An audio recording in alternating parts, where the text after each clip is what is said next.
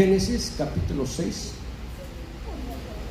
No sé si voy a terminar hoy lo que quiero, más bien no voy a terminar, pero voy a comenzar hoy, y si Dios lo permite la semana que entra vamos a estar terminando este tema que traigo el día de hoy. Gloria a su nombre. Génesis capítulo 6, y vamos a ir al versículo 5. Del versículo 5 al versículo 8. Gloria a Dios. Parece que ya todos lo encontraron. Dice la Escritura: en el nombre del Padre, del Hijo y del Espíritu Santo. Y vio Jehová que la maldad de los hombres era mucha en la tierra, y que todo designio de los pensamientos del corazón de ellos era de continuo solamente el mal. Y se arrepintió Jehová de haber hecho hombre la tierra, y le dolió en su corazón. Y dijo Jehová: raeré de sobre la faz de la tierra a los hombres que he creado, desde el hombre hasta la bestia y hasta el reptil y las aves del cielo, pues me arrepiento de haberlos hecho. Pero Noé halló gracia ante los ojos de Jehová. Bendito Dios. En nuestra oración llevamos a nuestra hermana Rafaela. Amén. Bendito Dios. Padre, en el nombre de Jesucristo, una vez más te agradecemos por esta oportunidad que nos has dado de tener la vida, de respirar, de estar en este lugar donde hemos bendecido tu nombre, te hemos exaltado. Pero nuestra alma, Dios mío, se sacia solamente de esta palabra que es espíritu y es vida. Padre, te damos gracias por Jesucristo, tu Hijo, que hace más de 2000 años vino a este mundo a enseñarnos el camino. Y no solamente terminaste ahí, Padre, sino que enviaste a tu Espíritu Santo, y Él es ahora el que a través de la Escritura nos enseña, oh Dios mío, cuál es tu voluntad y qué es lo que tú esperas de nosotros, Dios mío. Padre, aquí están tus hijos, ninguno de nosotros ha alcanzado esa perfección, Señor, que tú, Padre, esperas ver, pero estamos en este proceso, Dios amado, te doy gracias. Mi hermana Rafaela necesita de tu ayuda, de tu mano de poder, que sea posándose sobre ella, Padre. Que seas tú sanándole, Dios mío, de cualquier enfermedad, cualquier dolencia en su cuerpo, Padre. Tú eres nuestro doctor, tú eres nuestro proveedor, y tú eres, Dios mío, el que tiene el cuidado de tus hijos. Gracias te doy porque sé que tú obrarás en ella. Y así cada uno, Dios mío, nuestra hermana Esperanza, nuestra hermana Celia, que no están aquí. Te pido por mi hermano Juan Lucas, mi hermana Melissa, Dios mío, también que los bendigas donde quiera que estén. Gracias porque ya él debe de estar aquí, mi Dios. Tú le has traído con bien por su hijo Eliezer. Y por todo, Dios mío, lo que tú has de hacer en nuestras vidas. Nuestro hermano Félix, lo ponemos en tus manos, que le ministres, que lo ayudes, que lo bendigas a él, Dios mío, también, bendito Dios, para la gloria tuya. En el nombre de Jesucristo, tu Hijo, Padre, nos ponemos en tus manos. A ti sea la honra, la gloria, la alabanza y el poder por los siglos de los siglos, Padre. Amén. Amén. Bendito Dios. Aleluya.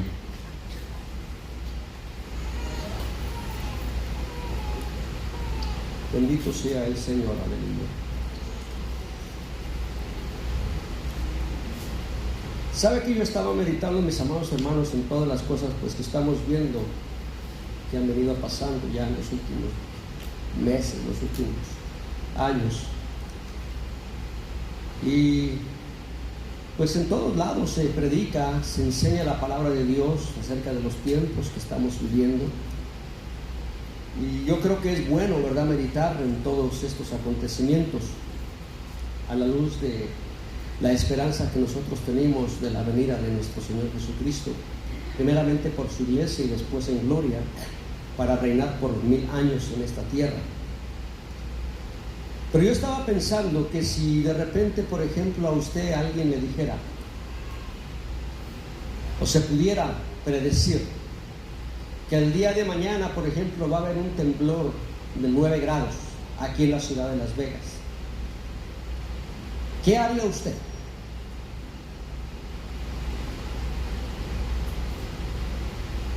Si alguien de repente le dijera a usted, ¿sabes qué? Mañana a tales horas va a temblar aquí en la ciudad de Las Vegas con un temblor de 9 grados, ¿qué haría usted? Hay dos opciones: o lo cree, porque es algo que se está prediciendo, o simple y sencillamente, ¿verdad? Usted, o lo cree y se prepara, o simple y sencillamente usted decide no creer y seguir como que nada va a pasar.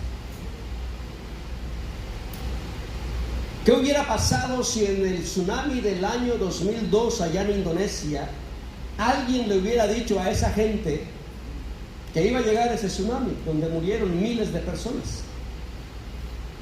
¿Qué hubieran hecho esas personas?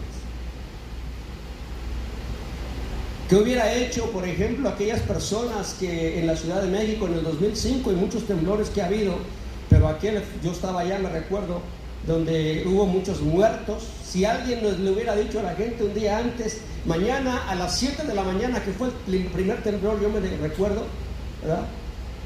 Recuerdo muy bien de eso, que hubieran dicho, ¿sabes qué? Mañana va a temblar. ¿Qué hubieras hecho? Que mucha gente estaba durmiendo. ¿Te hubieras quedado en tu cama?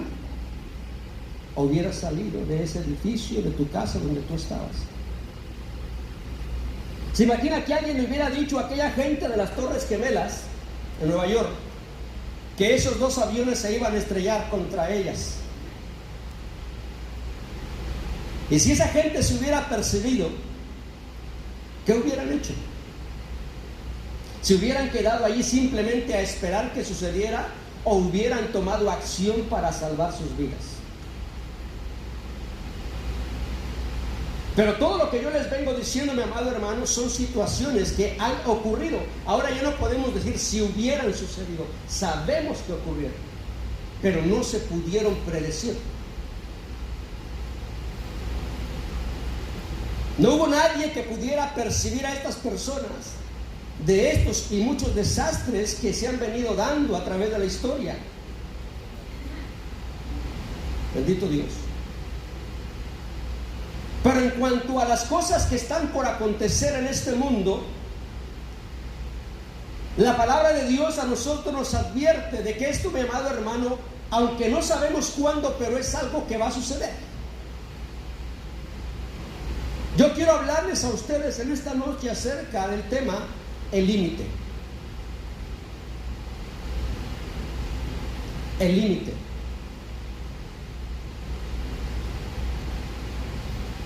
El límite es una línea real, puede ser una línea real, o puede ser una línea imaginaria que separa dos cosas. Es también un punto o un grado o un término que no puede traspasarse.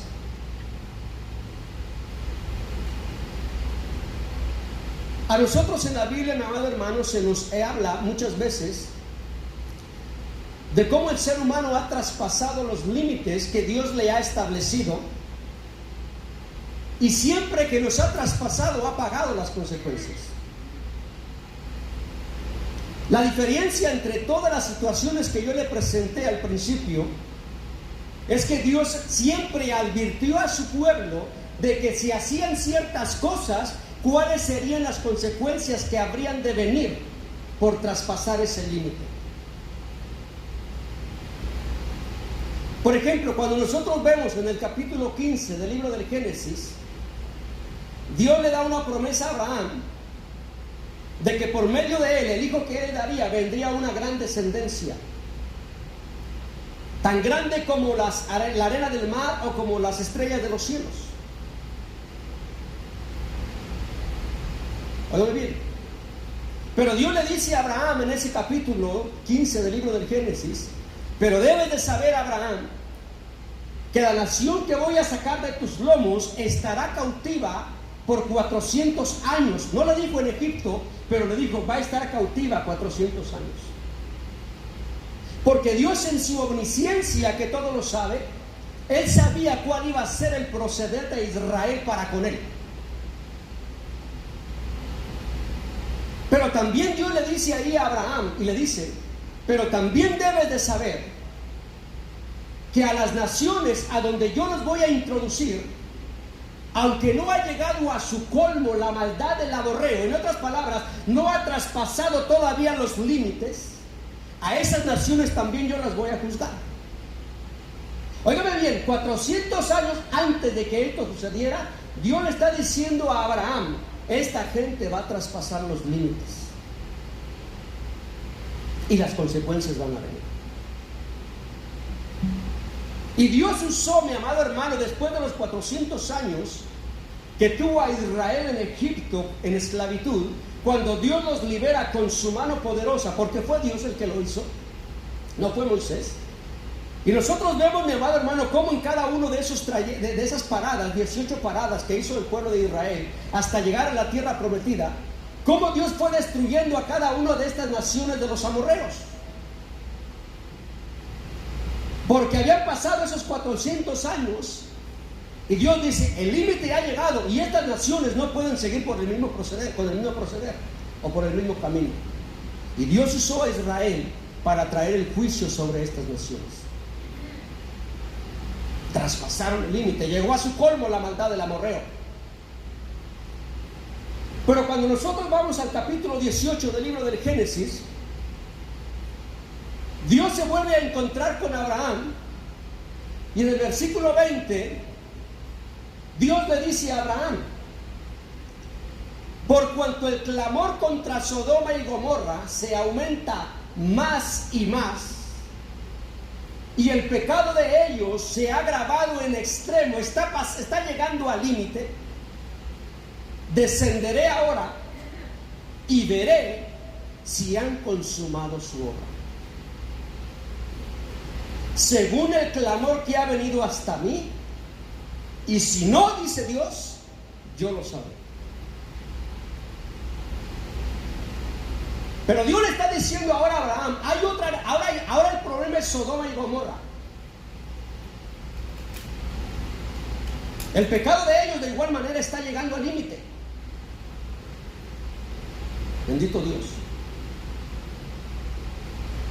El pueblo de Israel, mi amado hermano, volvió a caer una vez más y una vez más y una vez más, y cada vez que le daban la espalda a Dios y pecaban, el juicio de Dios venía contra ellos. El juicio más grande que encontramos después, ¿verdad?, de estar en Egipto 400 años, es cuando van cautivos 70 años otra vez a Babilonia. Dios se los advirtió. Cerca de 200 años Dios enviándoles profetas que se arrepintieran de sus pecados, que se volvieran a Dios de todo su corazón, mi amado hermano, y ellos simplemente hacen caso omiso de la palabra de Dios. Y cuando el ser humano le da la espalda a Dios, ya Dios no puede hacer nada. Y el juicio de Dios llegó por medio de Nabucodonosor y se llevaron cautivo al pueblo de Israel 70 años.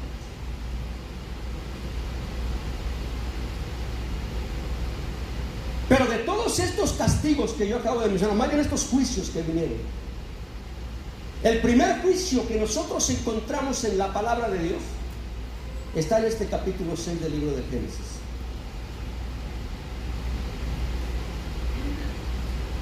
Y cuando uno lee esta escritura, mi amado hermano, y uno ve lo primero que dice en el versículo 5, dice: y vio Jehová.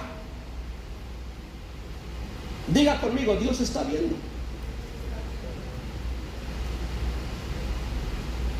¿Por qué le digo que diga Dios está viendo? Porque Dios está viendo lo que usted está haciendo y Dios está viendo lo que yo estoy haciendo.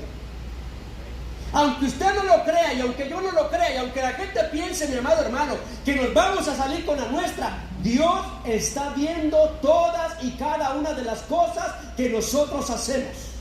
Sean buenas o sean malas, Dios está viendo todo lo que el hombre hace, y todo lo que el hombre hace, todo lo que el hombre siembra, eso es lo que el hombre va a cosechar.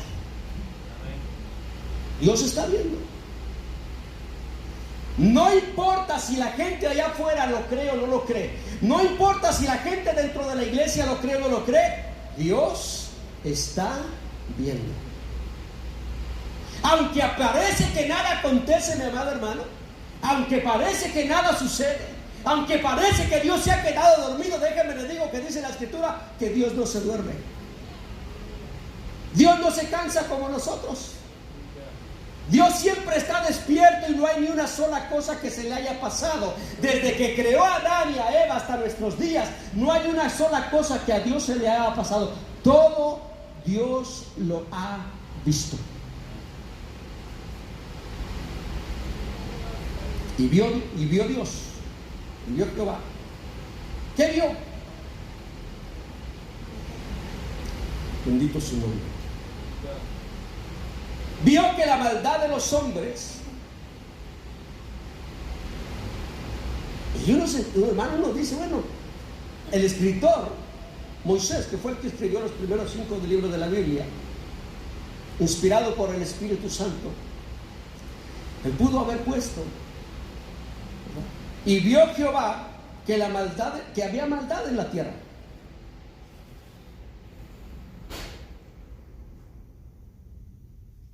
Pero yo siempre he creído que cada palabra, cada artículo, cada enunciado, cada versículo, mi amado, en su contexto, tiene una gran importancia para nosotros. Y cuando la Escritura dice, y vio Jehová que la maldad de los hombres era mucha en la tierra, esto es mucho que decir. Mucha. Yo no sé qué le venga a usted, hermano, cuando se habla de mucho. Porque nosotros vemos, mi amado hermano, lo que está pasando a través de la televisión, a través de las redes sociales.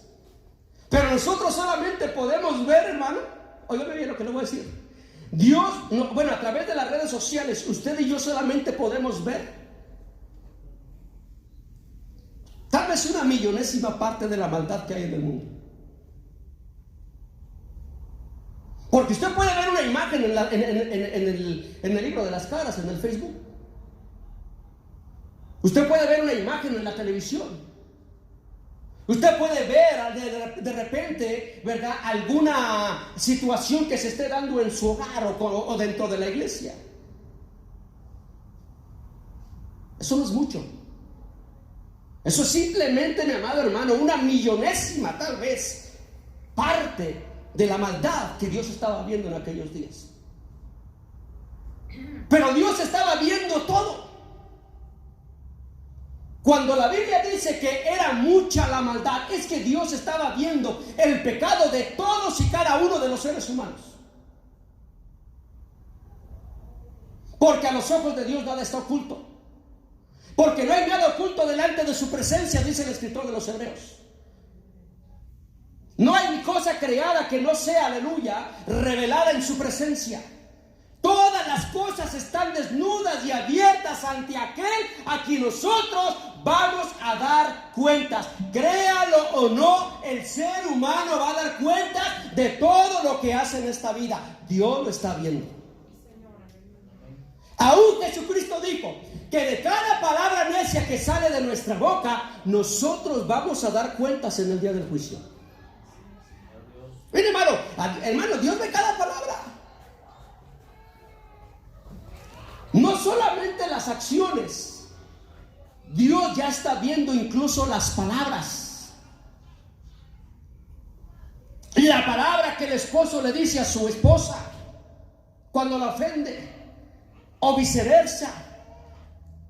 Los padres que a veces le dicen a sus hijos, o los hijos que le faltan el respeto a los padres. Hermano, por eso le digo que cuando dice que era mucho, hermano, es mucho que decir, porque Dios estaba viendo todos y cada uno de los pecados de todos los seres humanos. Todos.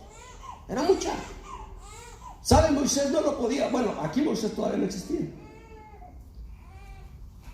Noé no lo podía ver.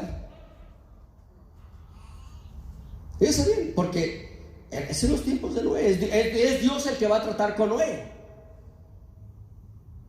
Pero lo que Noé no puede ver, Dios sí lo estaba viendo.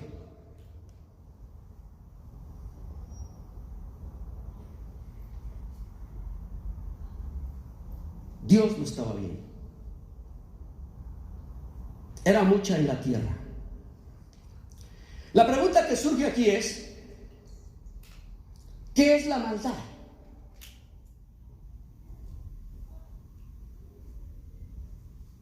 Porque, mi amado hermano, esta palabra, hermano, es algo que debería de ponernos a pensar nosotros, ¿qué es la maldad?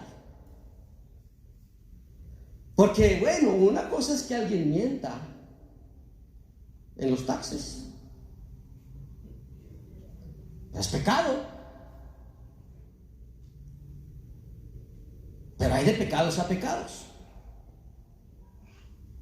Porque ciertamente uno puede mentir de alguna forma, y todo pecado trae sus consecuencias. Pero el problema es que hay pecados, mi amado hermano, que son todavía más terribles. Porque atenta no solamente, mi amado hermano, contra la dignidad del hombre, sino hasta con la propia vida del ser humano, que es lo más sagrado que nosotros tenemos. La maldad es un pecado extremadamente grande.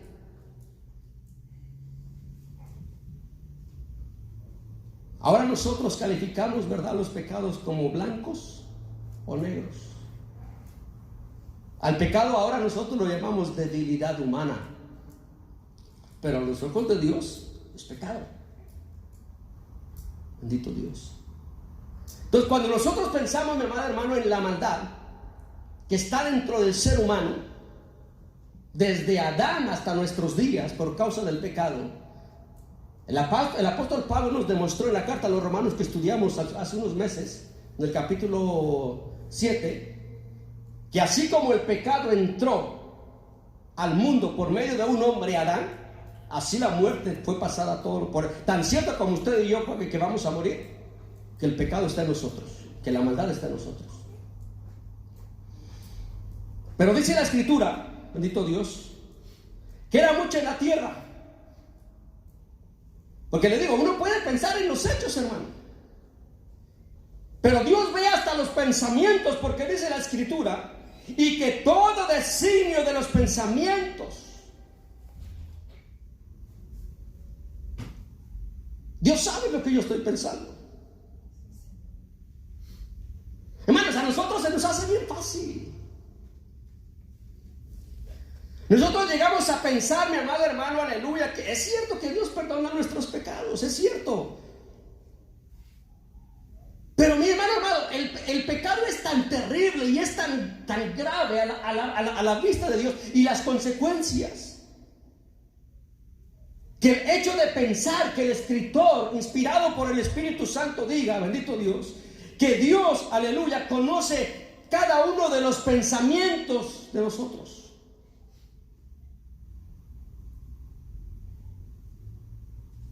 Yo no puedo saber qué es lo que hay en su corazón. Usted y yo podemos llegar a juzgar la acción de una persona cuando comete algún pecado o alguna situación, se da.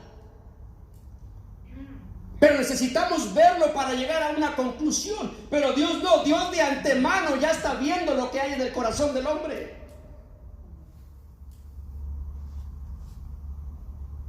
Esa era la condición, por eso era tan grave la situación. Que todo designio de los pensamientos del corazón de ellos era de continuo solamente hacer el bien. Era de continuo ¿el qué? El mal.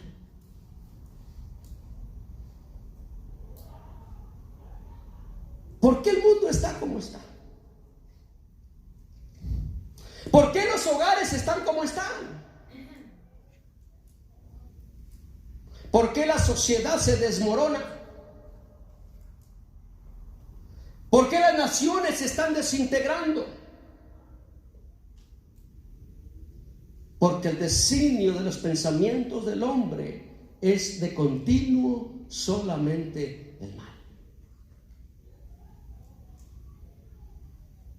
Mire, amado hermano, yo no sé usted, pero vivimos unos tiempos nosotros que no están muy lejos de aquellos días. Nosotros vivimos unos tiempos, mi amado hermano, donde el ser humano está tan materializado. De eso voy a hablar la semana que entra. De lo que el apóstol Pablo dice del carácter de los hombres en los postreros días, los tiempos que estamos viviendo. Y no distan mucho de lo que estaba pasando aquí. Porque lo que verdaderamente, mi amado hermano, hay en el corazón del hombre no es un anhelo, no es una pasión, no es un deseo por agradar a Dios, sino que simplemente estamos pensando en agradarnos a nosotros mismos. Más. Esta carne nunca se sacia. Siempre quiere más de este mundo. Dios lo sabe, por eso la Escritura nos exhorta, el apóstol Pedro, ¿verdad? Que las cosas de la vida, la vanagloria, de la vista, la vanagloria de la vida, mi amado hermano, esas cosas son pasajeras. Pero aún dentro de la misma iglesia, mi amado hermano, nosotros estamos cayendo en el engaño más terrible del enemigo. Y ese deseo por adquirir, mi amado, mire, porque ayer a veces uno llega a pensar hasta qué punto es, hasta cuándo es suficiente. Y descuidar las cosas más importantes de nuestra vida, que es lo primero, nuestra relación con Dios, nuestra comunión con Dios. Era de continuo el mal. Cuando la palabra dice que los pensamientos del corazón del hombre eran de continuo el mal, significa que no hay aspecto de la naturaleza del hombre que no sea corrompida por el pecado. Cuando le decía ahorita yo a ustedes, cuando nosotros vemos que en la casa un hombre trata a su mujer no como a vaso más frágil, como dice la Escritura, sino que la trata simplemente como un instrumento, en su corazón verdaderamente no está el amor de Dios, lo que hay verdaderamente es el mal. Cuando los hijos de igual manera, mi amado hermano, se rebelan contra los padres, es porque en los hijos está el mal. Pero todo comienza con un pensamiento. Por eso la palabra de Dios a los hijos del reino los motiva y los estimula, como dice Pablo en Romanos 12, a que debemos de transformar nuestro entendimiento. Porque el problema comienza aquí.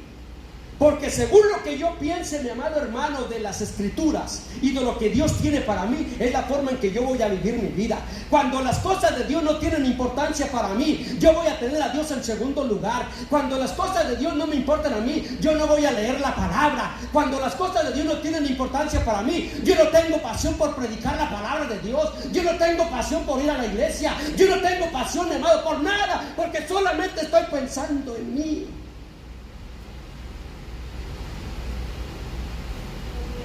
Ese es el problema de la humanidad.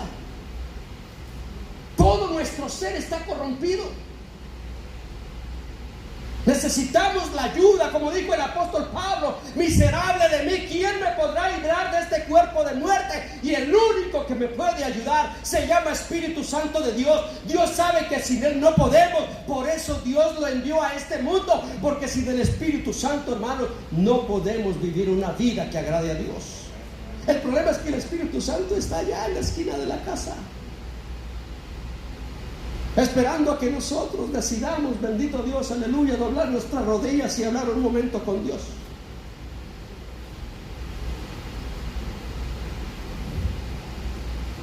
Y no es de extrañar que cuando venimos a darnos cuenta, ese hombre viejo es el que gobierna y tiene el control de nuestras vidas.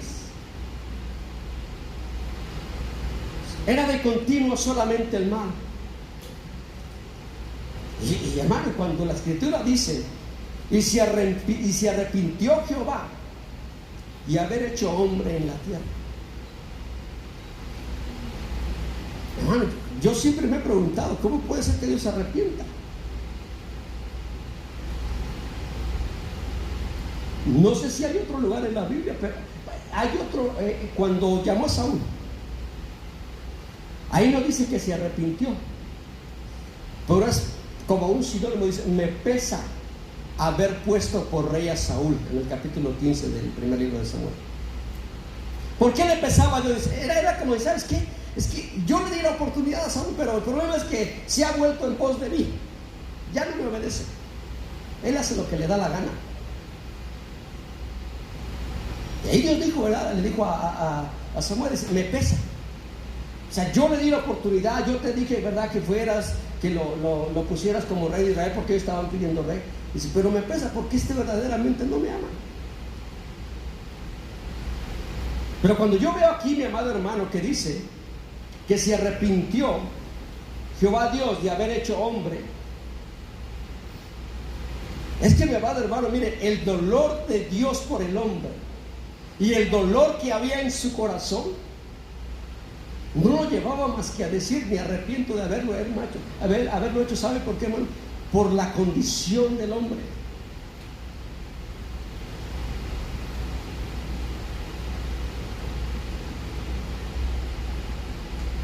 Bendito Dios. Me arrepiento de haber hecho hombre en la tierra, y le dolió en su corazón. Aquí todavía no le dice a Noé qué es lo que va a hacer.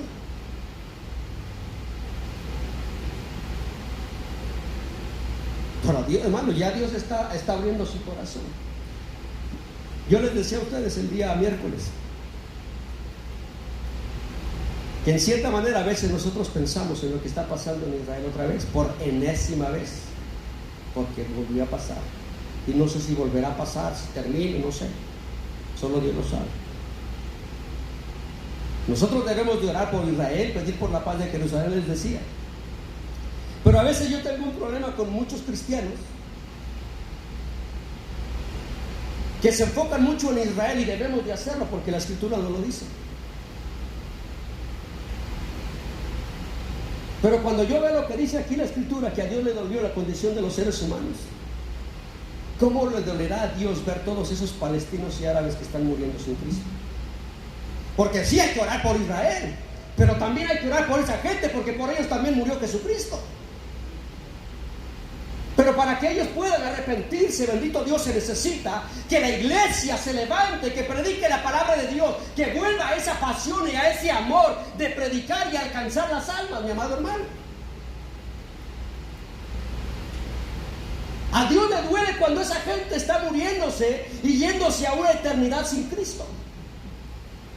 Son almas por las que Jesucristo derramó su sangre.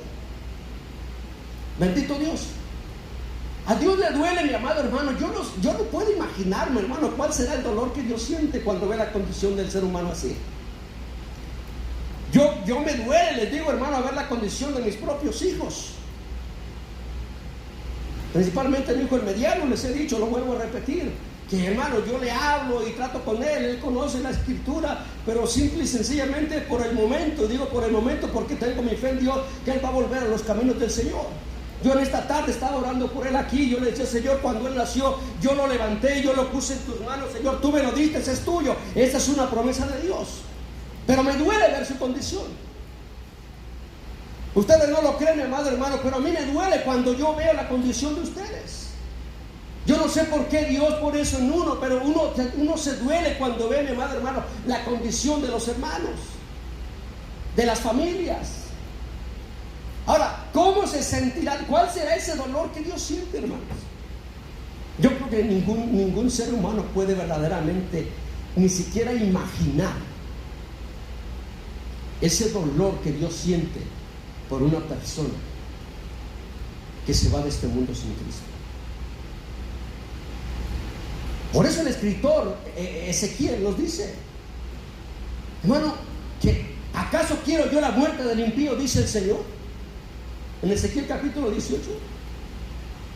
Porque Dios no quiere que nadie se pierda. Dios ama tanto a este mundo, mi amado hermano, que por eso dio a su Hijo Jesucristo. Por eso a Dios le duele cuando ve la condición del ser humano. Bendito Dios, le duele en su corazón. Pero como Dios, mi amado hermano, es justo, Él no puede pasar el pecado por alto. Por eso el tema es el límite. Porque todo tiene un límite en esta tierra, en este mundo. Todo tiene un límite. Por eso el 7 dice, y dijo Jehová, raeré sobre la faz de la tierra a los hombres que he creado, desde el hombre hasta el reptil, desde el hombre hasta la bestia y hasta el reptil y las aves del cielo, pues me arrepiento de haberlos hecho. Bendito Dios. Bueno, se llegó el límite. Otra vez. Bueno, aquí la primera vez. Porque ya las que les mencioné al principio vinieron después. Entonces dice, yo no puedo permitir que la situación continúe como va. Tengo que hacer algo. Porque si yo digo que esto vaya así, no va a quedar nadie. En los tiempos que nosotros vivimos, dice la Escritura, que si Dios no acorta los tiempos, hermano, por causa de los escogidos, nadie va a ser salvo. Dios tiene que hacer algo. Algo va a suceder. Y algo está por suceder. Dios tiene que hacer algo por causa de sus escogidos. Dios no va a pasar por alto, mi amado hermano, lo que está pasando. Bendito Dios. Pero fíjense, dentro de toda esta maldad, dentro de todo el pecado, mi amado hermano, y la gran maldad que existe, hay un versículo aquí, el 8, que abre una esperanza. Que de entre las tinieblas siempre puede haber alguien que Dios puede poner su mirada. Siempre lo tiene. Cuando Dios estaba buscando a alguien para que llevara a su pueblo Israel de vuelta al camino hacia Él, Dios buscó sobre la tierra, bendito Dios, y se prendió el radar, prendió el GPS, y entonces dijo Dios, ¿a quién encontraré? ¿A quién encontraré? Y encontró un hombre que se llamaba Elías. Allá estaba, él ni se imaginaba. Dios siempre encuentra a alguien. Si usted no lo hace, Dios lo hace. Dios va a encontrar a alguien. Si yo no lo hago, Dios va a encontrar siempre a alguien.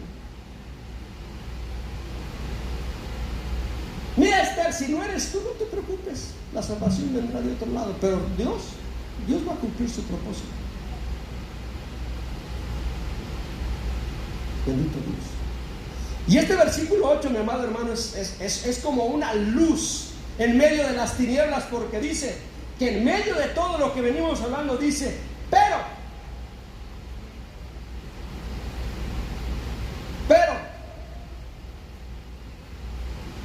Noé halló gracia ante los ojos de Jehová. Yo quiero que piensen en esto. No dice que Noé tenía la gracia de Dios. Cada palabra es importante. Dice que Noé halló gracia ante los ojos de Dios. Yo no quise empezar a hablar desde el versículo 1, porque ese no es el tema que yo quiero traer entre hoy y la semana que viene. Pero mucho se ha hablado acerca de lo que sucedió en ese tiempo, cuando los gigantes, y de la corrupción que empezó a haber cuando los hijos de Dios se mezclaron con las hijas de los hombres.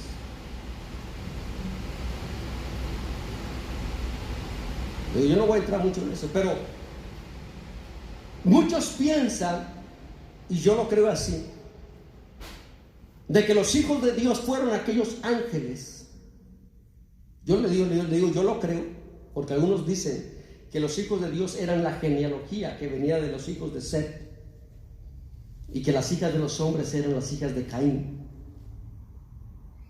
Pero yo creo que más bien eran los ángeles.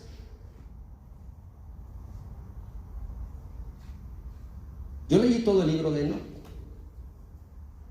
Yo leí el libro de Yacer, que no son libros inspirados.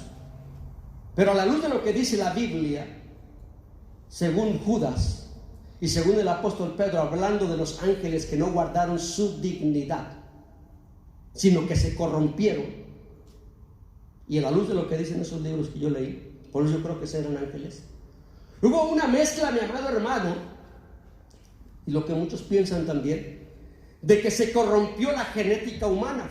Fue de allí donde vinieron los gigantes. Pero dentro de toda esa corrupción que Satanás quiere, oiga, ¿por qué le estoy diciendo esto? Porque fíjense bien, la intención de Satanás es corromper todo aquello que Dios ha creado puro y santo.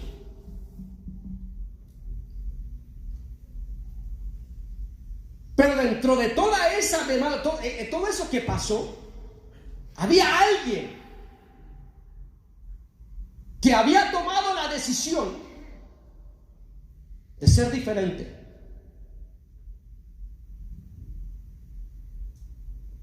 Se llamaba Noé. Halló gracia ante los ojos de Dios. ¿Por qué? Porque mire lo que dice el versículo 9. Estas son las generaciones de Noé. Varón justo.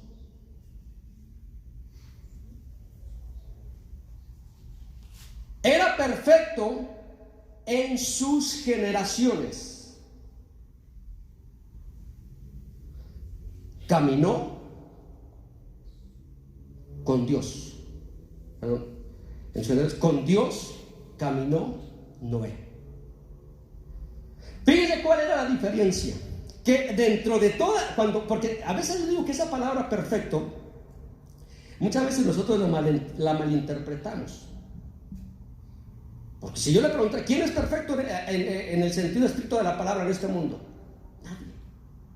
Nosotros queremos ver perfección en toda la gente, pero no la hay. Yo les decía el miércoles, si yo le preguntara a cada uno de ustedes cuántos defectos me ven a mí, olvídese, no acabamos. Pero de igual manera, si usted me preguntara cuántos defectos tiene usted, yo no encuentro ninguno. Porque nadie es perfecto. Porque la palabra perfecto significa alguien o algo que alcanza el grado más alto en su especie. Porque perfecto en absoluto solamente es ¿quién? Dios. Pero cuando la escritura dice que Noé era perfecto, justo, y era perfecto, no cometía errores Noé. Tan cometía que cuando usted se va al capítulo 8, ¿qué fue lo primero que hizo? ¿Qué hizo? Después del diluvio. Se emborrachó. Y esa falta trajo unas consecuencias. Ya ve como no era perfecto en el sentido como muchos piensan la palabra perfección. Y Dios hablaba con Noé. Y Noé era justo, era varón perfecto. ¿De quién más dice la escritura que era igual? Job. ¿Pero era perfecto Job con el sentido estricto de la palabra? No. Pero lo que la escritura está diciéndome, madre, hermano, que en medio de una generación mala y perversa siempre va a haber personas que siguen teniendo el temor de Dios. Uno piensa en Lot, el sobrino de Abraham. ¿Era perfecto? Pero la Biblia lo llama justo.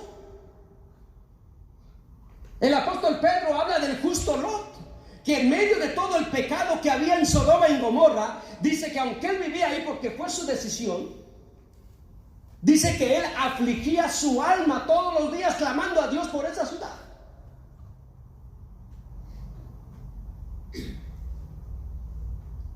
Lot se salvó. Pero aún, bendito Dios, aunque de él no se dice que era perfecto, cuando Dios lo salva a él y a sus hijas porque su esposa se quedó a la mitad del camino, ¿qué fue lo primero que pasó? Lo mismo que Noé. ¿Qué hizo? El mismo, ¿cuál fue? ¿Recuerda? Se emborrachó. Ahora, que aquí, ¿quién le dio? Las hijas. Y hermano, piensen en esto, porque a veces uno piensa que hay que hacer, llegar a la cabalidad para, hermano, lo que Dios está viendo verdaderamente, lo que hay en el corazón de nosotros. Porque ¿quién le dio el alcohol a Lot? Ahora, ¿usted cree que ellas lo hicieron allí? ¿De dónde traían eso ellos?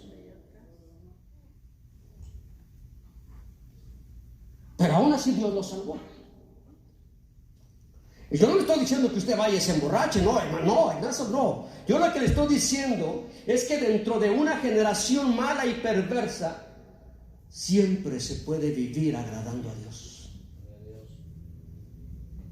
Porque Noé, dice la escritura, que era varón justo. Y yo no sé qué entiende usted por justo.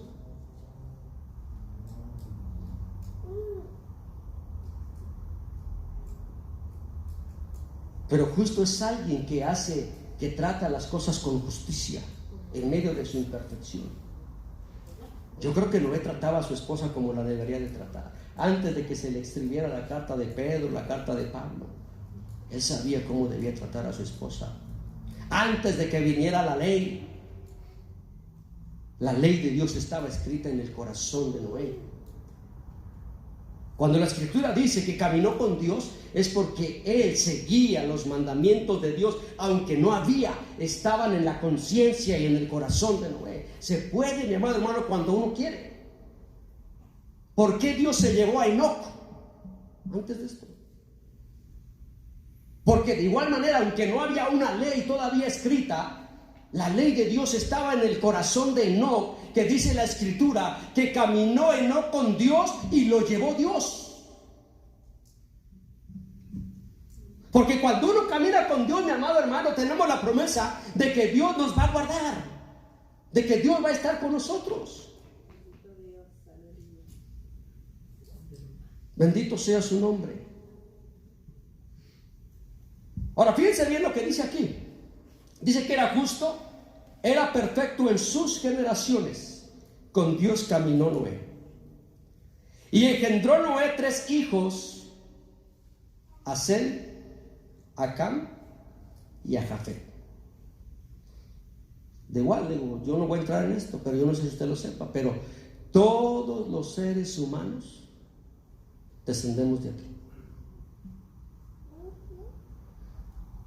Sobre el que vino la maldición, más adelante, que lo vivió la desnudez de su padre, se fundó la gente de África. De Cam se fundió, del primero, perdón, fue Sem, todo lo que era los asiáticos, toda esa del Medio Oriente, toda esa generación vino de ahí, de Sem. De Cam vinieron todos los que son los europeos. Y después de ahí los europeos vinieron acá, ¿verdad? Y ya, eso es otra historia. Yo no voy a entrar ahí. Pero de ahí provenimos. Pero el problema está en el 11. ¿Qué dice Dios? Y se corrompió la tierra delante de Dios. Y estaba la tierra llena de violencia. Ahora, cuando dice la tierra, no se refiere al globo terráqueo. Porque la tierra simplemente es una creación inanimada. No es capaz de tomar decisión. Como todo lo que Dios creó, ¿verdad? Hasta antes de Adán, todo es la creación, ¿verdad? Inanimada, el cielo, la luna, las estrellas. Y la tierra simplemente es parte de la creación inanimada de Dios. La tierra no se corrompió. Cuando la Escritura dice que se corrompió la tierra delante de Dios y estaba la tierra llena de violencia, se está refiriendo a la gente que estaba en la tierra. Ahora, la pregunta que surge aquí, ¿qué es corromper? La repito, todavía no hay una ley escrita, todavía Dios no le ha dado un mandamiento al hombre, pero está en la conciencia, en el corazón del hombre, el hacer el bien o hacer el mal. Pero ¿cómo puede alguien corromperse? Y es que está en la naturaleza del ser humano, se lo digo desde Adán. Corromper es pudrirse o descomponerse, echar a perder o pervertir. Pero eso es decisión de cada quien. ¿Sabe que hasta el ser humano, mi amado hermano, más ignorante, repito, hasta el ser humano más ignorante, dentro de su conciencia y en su corazón, sabe lo que está bien y lo que está mal? Imagínese ahora los que hemos sido redimidos y que el Espíritu Santo vive dentro de nosotros y que constantemente Dios nos está hablando a través de su palabra, hermano, no sepamos lo que es bueno y lo que es malo. Pero es peor, porque dice Pablo a los Efesios que el que sabe hacer lo bueno y no lo hace, le es pecado. En aquellos tiempos no había una ley escrita, pero estaba en la conciencia y en el corazón del hombre, y la gente simplemente quería hacer lo que le daba la gana. Decidieron echarse a perder, corromperse, y se corrompió la tierra delante de Dios, y estaba la tierra llena de violencia. Porque cuando las cosas se corrompen, cuando el ser humano se corrompe, lo que le sigue a la corrupción es la violencia. ¿A poco usted cree que cuando un marido le pega a la mujer, nada más le pegó así porque sí? Lo primero que entró algo aquí. Comenzó con algo que no pudo controlar aquí. Permitió que llegara aquí, mi amado hermano, y cuando no lo pudo controlar, hermano, cuando viene a darse cuenta, ya le zampó el sartén a la mujer.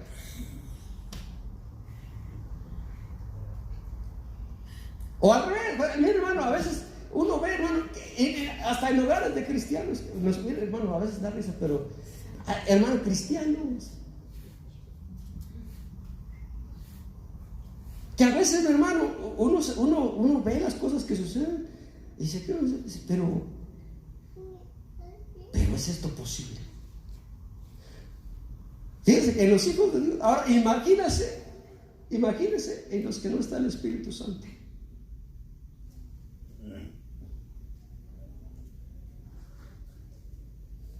Se corrompió la tierra delante de Dios y estaba la tierra llena de violencia. ¿Qué es la violencia? Porque estas dos palabras son muy interesantes, la corrupción y la violencia. Porque hay gente que aparenta no ser muy corrupta. O sea, porque hermano, tienen una apariencia de santidad. Transpiran santidad, así como que, pero son bien violentas. Porque la violencia es la acción de utilizar la fuerza y la intimidación para conseguir algo que uno quiere. Y hasta dentro de la iglesia, hermano, hay gente que hasta amenaza al pastor. ¿Amenazaban a Moisés o no? Hermano, esto es así. Entre el pueblo de Dios esto sucede. Bueno, imagínense, si esto es dentro del pueblo de Dios, imagínense cómo será allá afuera. Yo no quiero pensar, hermano. Pues no es de extrañarse que, hermano, Dios haya decidido hacer algo, porque esto no puede seguir así. Estaba corrompida la tierra y llena de violencia. Y miró Dios la tierra. Bendito sea su nombre.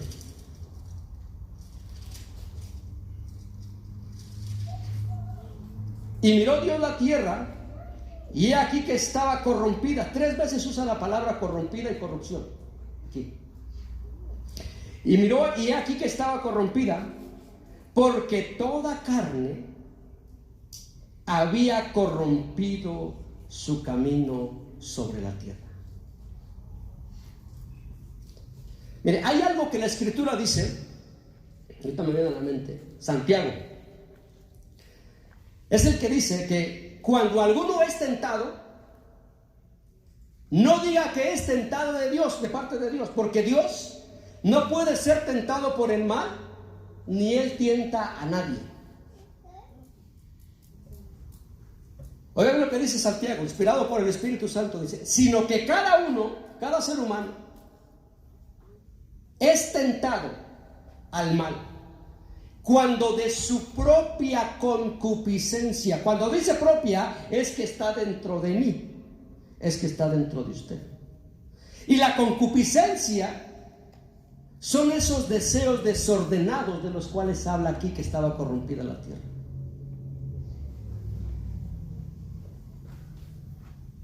Y cuando Santiago dice que cada uno es tentado cuando de su propia concupiscencia, de sus propios deseos desordenados, que todavía están de nosotros, mi amado hermano, Le abrimos la puerta a ese pensamiento, a esa emoción, hermano, y cuando venimos a darnos cuenta, el pecado entonces viene a darnos en nuestras vidas. Todo comienza con una tentación.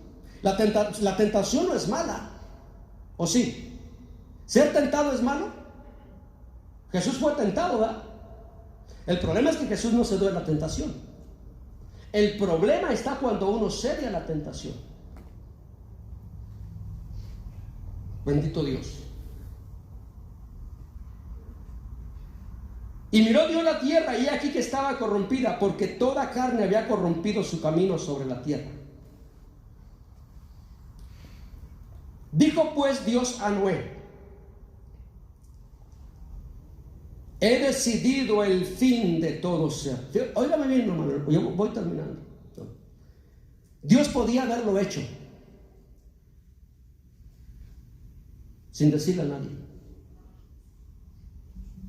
Pero mire cómo es Dios, mi amado hermano, en su infinita misericordia cuando ama a alguien. Porque cuando Dios iba a destruir a Sodoma y a Gomorra, ¿qué dijo? Le ocultará Jehová a Abraham lo que ha de hacer, siendo Abraham un hombre justo. ¿No lo dijo? Y no le dijo, y le dijo a Abraham: bueno, ¿sabes qué, Abraham? Mira, yo he venido, pero he venido por una razón. Y es que yo voy a ir a destruir Sodoma y Gomorra. Y le estaba dando la oportunidad, porque Dios sabía, mi amado hermano, que Abraham era un intercesor.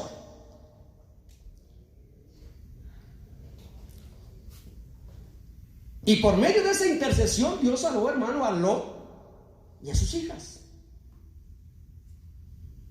Repito, su esposa no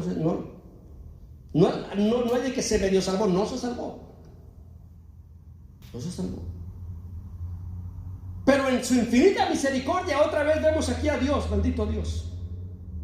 Dijo pues Dios a Noé, Dios lo pudo haber hecho, pero Dios le dijo a Noé, bendito Dios: he decidido el fin de todo ser, porque la tierra está llena de violencia a causa de ellos, y he aquí que yo los destruiré con la tierra.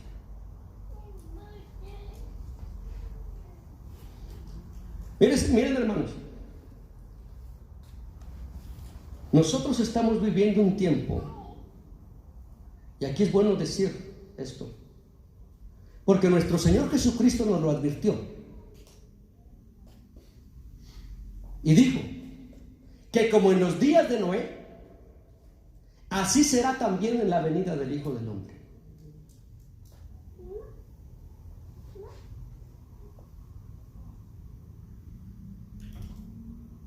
Que los días antes de su venida, la gente va a estar como en los mismos días de Noé,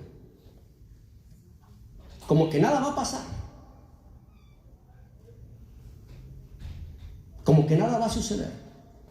Pero yo le quiero decir algo a ustedes en esta noche, mi hermano, mis amados hermanos. Miren, yo no necesito a ustedes decirles que Cristo viene, porque ustedes ya lo saben.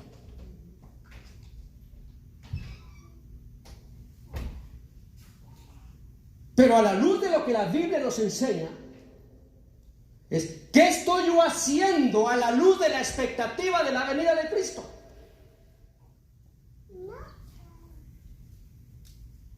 Porque dice Jesús que en los días de Noé, la gente, ¿qué hacía? Se casaba y se daba en casamiento. En otras palabras, andaban en fiestas como si nada fuera a pasar. La gente iba de aquí para allá como que sí. Y el loco allá, ¿no?, construyendo el arca. Y uno se puede imaginar, hermano, mucho se puede hablar de esta escena, la gente burlándose, y este loco.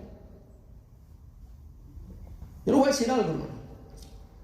Hay muchos locos en las iglesias que se llaman pastores, tratando de edificar un arca para que la gente se salve. Pero hay gente que simplemente no quiere entrar en el arca. La gente lo tiraba de loco. Yo siempre he pensado en esto, porque le digo, yo leí el libro de Yasser, un libro muy interesante. Armando el arca, Dios va a destruir la tierra con agua. Dios va a destruir la tierra con agua.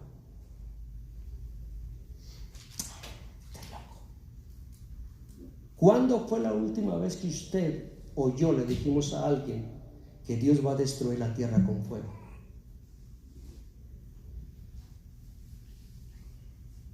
Sí, porque venir a la iglesia, hermano, y aquí están nosotros. Pero ¿qué hay de aquella gente que está allá afuera esperando que alguien le diga lo que Dios va a hacer? Porque si Dios se lo dijo a Noé, Dios nos lo está diciendo a nosotros. A Dios le duele ver la condición de los seres humanos, mi amado hermano, pero la iglesia ha caído como en un letargo espiritual donde, hermano, nos conformamos con venir a la iglesia.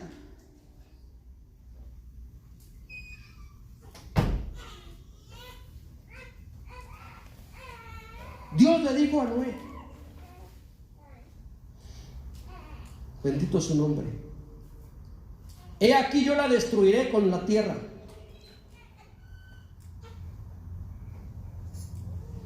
No voy a hablar del arca, cómo la hizo, bendito Dios, ¿verdad? Porque, pues, eso de que si el arca cuánto medía, 150 metros de largo, 25 metros de ancho, 15 metros de altura nada más.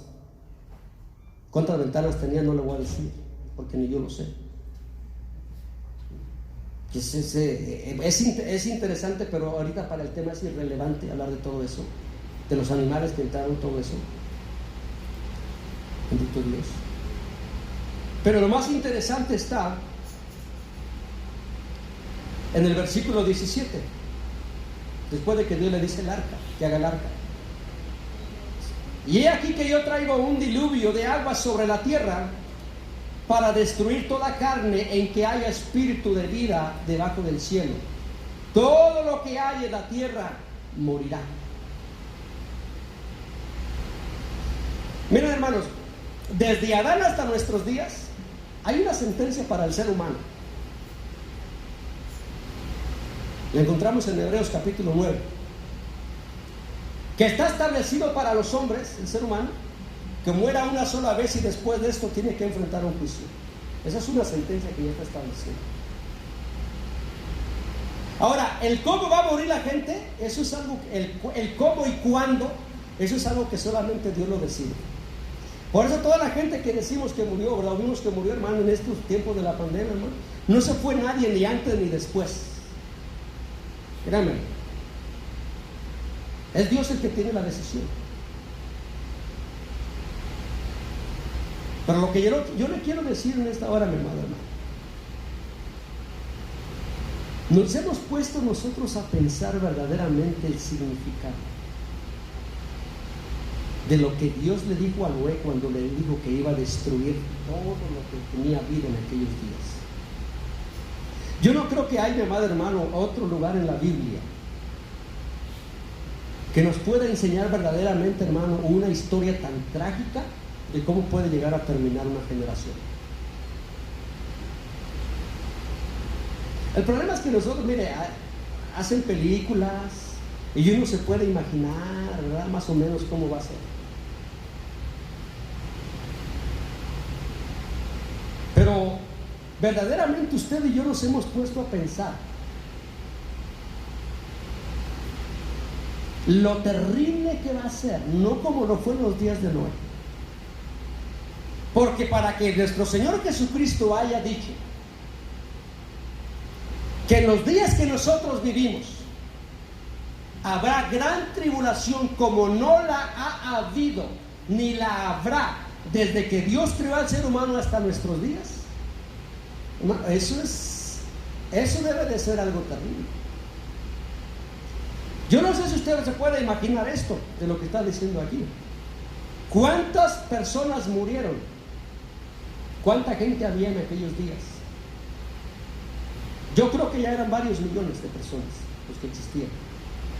Ya la tierra tenía aproximadamente unos 1500 años de existir. La gente vivía muchos años,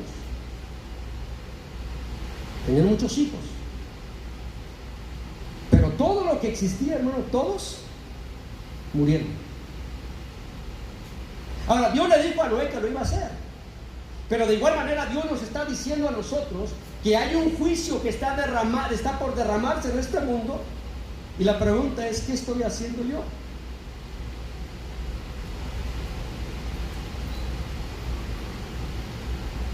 Digo yo. Bendito su nombre. Y he aquí que yo traigo un diluvio de agua sobre la tierra para destruir toda carne en que haya espíritu de vida bajo del cielo. Todo lo que haya en la tierra morirá.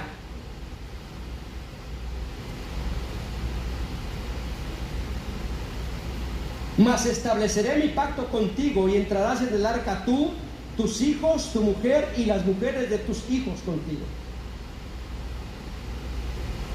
Fíjense bien, hermano, Dios le está dando la oportunidad a Noé por una sola razón, de que Noé decidió ser diferente que toda la gente de aquellos días. Sí se puede ser diferente en medio de la maldad. Solamente está pues en cuestión de decidir uno. Yo quiero vivir para agradar a Dios. Bendito su nombre. Versículo 20. De las aves según su especie, y de las bestias según su especie, de todo reptil de la tierra según su especie, 2 de cada especie entrarán contigo para que tengan vida. Y toma contigo de todo alimento que se come y almacénalo, y servirá de sustento para ti y para ellos. Pero lo interesante es lo que dice el versículo 22, y con esto termino. Por hoy, en la semana que entra voy a continuar. Y lo hizo así. Noé. Diga, lo hizo Noé. Bendito Dios.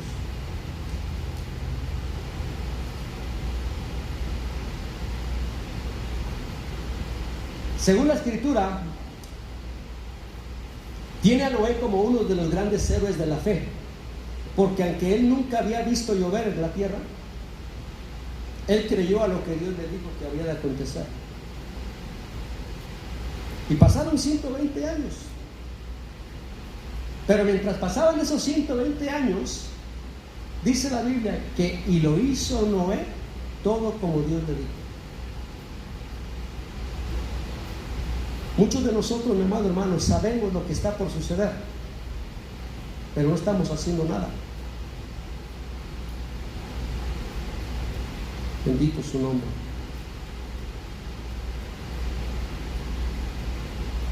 Voy a leer algo, esto que leí de alguien. Con esto voy a terminar. El trabajo de construir el arca era laborioso, costoso, tedioso y peligroso. Repito, el trabajo de construir el arca era laborioso, costoso, tedioso y peligroso. Y para muchos tal vez hubiera sido absurdo y ridículo, especialmente cuando la gente continuó con su misma postura. Bendito Dios. Pero en medio de todo esto, a Noé no le importó, porque él prefirió escuchar la voz de Dios y hacer lo que Dios le dijo. Bendito Dios. Y la pregunta es, mi amado hermano, ¿cuál es el arca que nosotros estamos construyendo? Porque algo está por suceder, déjenme le digo. Algo está por suceder. Hoy más que nunca, mi amado hermano, y cada día que pasa nos acercamos más a la venida de nuestro Señor Jesucristo. ¿Pero qué estamos haciendo? ¿Cómo comencé yo? Les hacía una pregunta. Si a usted le dijeran que va a haber un temblor el día de mañana a tales horas de 9 grados aquí en la ciudad de Las Vegas, ¿qué haría usted? Tiene dos opciones: creerlo y prepararse, o ignorarlo y seguir su vida como que nada va a pasar.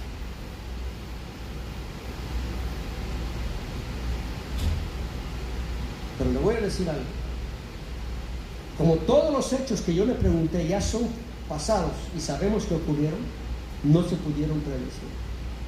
Pero lo que sí es inminente es que Cristo está a la puerta y en cualquier momento la trompeta puede sonar. Y a la expectativa de que Cristo viene, ¿qué está haciendo usted y qué estoy haciendo yo para estar listo para ese momento? Porque eso sí está predicho en la Escritura. Y déjeme le digo, Jesús lo dijo: el cielo y la tierra pasarán, pero mis palabras no pasarán. Tan cierto como que usted me está viendo aquí, que el Señor va a venir. Pero ¿cómo estoy yo preparándome para ese momento? Porque si no, mi amado hermano, estoy preparando para ese momento, pues entonces al menos debería de prepararme para quedarme a esos tiempos terribles de la tribulación. Pero yo no sé cómo se puede preparar a alguien para eso. No hay manera. Por eso más vale, mi amado hermano, estar preparado y como las 5 vírgenes prudentes, estar pendientes a que su Señor venga a las bodas. Porque los tiempos, hermano, créanme, los tiempos simple y sencillamente, yo ya de hace unos años, hermano, en el año 2017, yo di una enseñanza acerca de los últimos tiempos, de la señal del capítulo 12 del libro del Apocalipsis, de la mujer en el cielo. Y desde el 2017 para nuestro día ya pasaron 7 años. No, 5 años, perdón. Y se supone que esa señal del capítulo 12 de Apocalipsis se cumplió en ese año, en septiembre del 2017.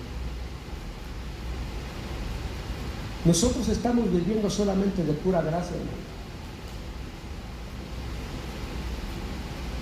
Cristo, hermano, Cristo está a las puertas y algo está por suceder. Póngase de pie. Bendito sea su nombre.